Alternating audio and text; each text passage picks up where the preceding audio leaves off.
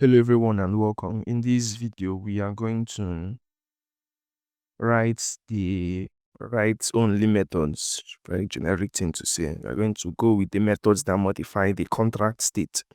So the first on our list is the add proposal method.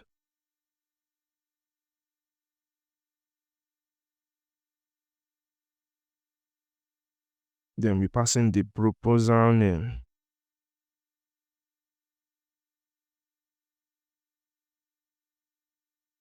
And this method returns nothing. So first of all, we check if the chairman is the one calling this method. Chairperson, sorry.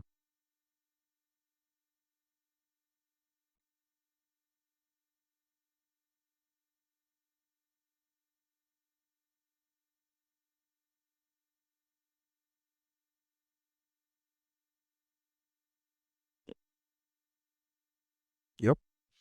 So if it is not the chairperson that called this method, this line will fail and break the whole execution cycle of the program. Then we just copy the same code to avoid typing. So we just copy this code and paste it here.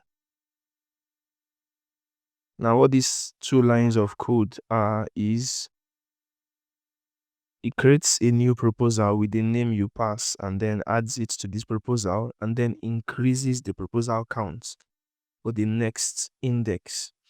Now, the two final write methods that we have are the write to vote method and the vote method. So, same dance.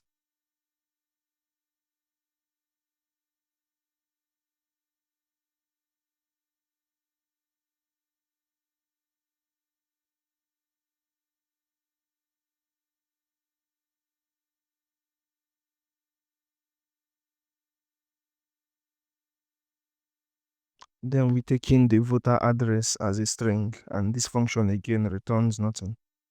So the first line of code is still the assets again to make sure that only the chairperson can call this line of code. The second asset is to make sure that the person that we want to add as a voter has not already voted before.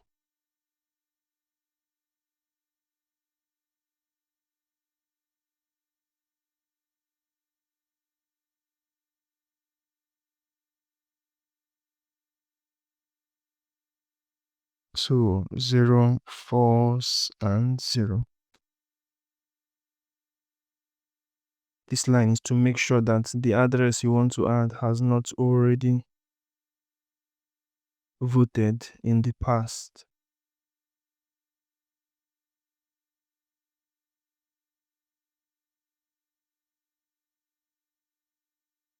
So before we do that, let me just wrap this in. Okay, yeah, we can leave it like that. And now the last assertion we are going to check again. This is just for the fun of it, is to make sure that the address we are about to give the right to vote has not already been registered to vote.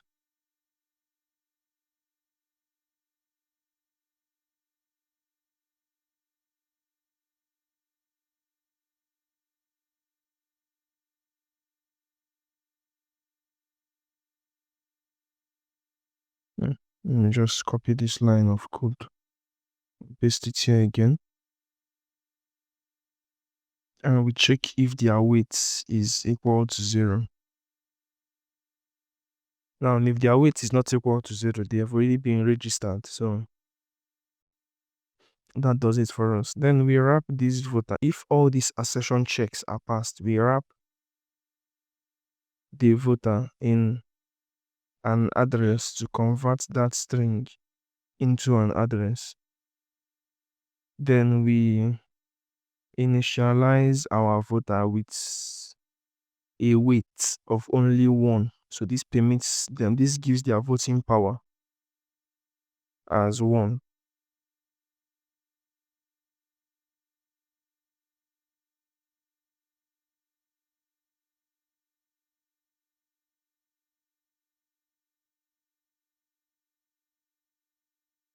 And then next, we also add them to the voter indices. This will help us to index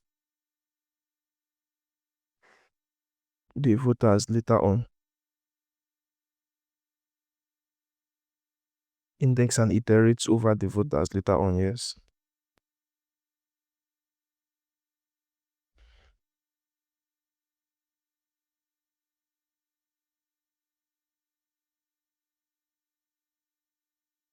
And then we do self.voter count. We also increment the voter count for the next party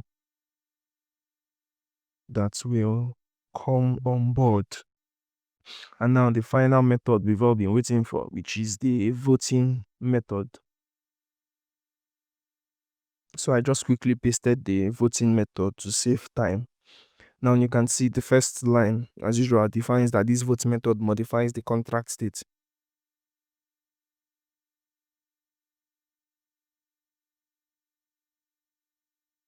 Modifies the contract state.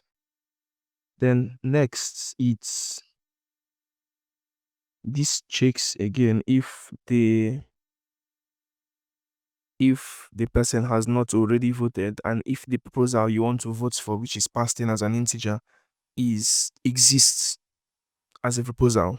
If so, then it goes on to vote for the proposal. It's okay. First of all, it's here records the votes for the proposal, then marks that you voted as true, and then it resets the weight. Resets your weight in this scenario to 0 to prevent double voting. Although the voted flag already accounts for this. So this is pretty much it. Thank you. In the next video, we'll proceed to deploying the contract and testing out its features.